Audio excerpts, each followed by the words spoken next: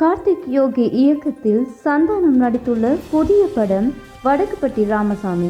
இந்த படம் குறித்து சந்தானம் வெளியிட்ட ஒரு வீடியோவில் பெரியாரை அவமதிப்பது போல் அவர் பேசியிருப்பதாக எதிர்ப்பு கிளம்பியது.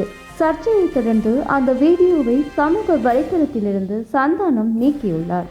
இந்த நிலையில் இது குறித்து நடிகர் சந்தானம் விளக்கம் அளித்துள்ளார்.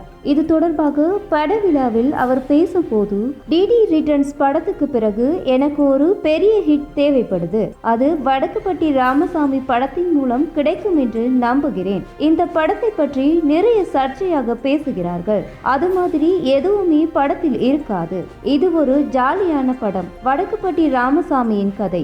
இந்த பெயர் கவுண்டமணி காமெடியில் இருந்து வந்தது.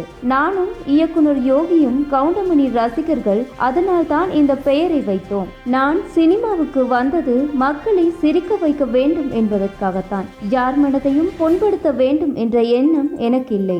இது கடவுளுக்கும் என்னை நேசிக்கும் ரசிகர்களுக்கும் தெரியும். ரசிகர்களுக்கு புதிதாக எதையாவது கொடுக்க வேண்டும் என்பதால் தான் காமெடியில் இருந்து இன்னொரு பாதையில் பயணிக்கிறேன் என்று நடிகர் சந்தானம் கூறியுள்ளார்.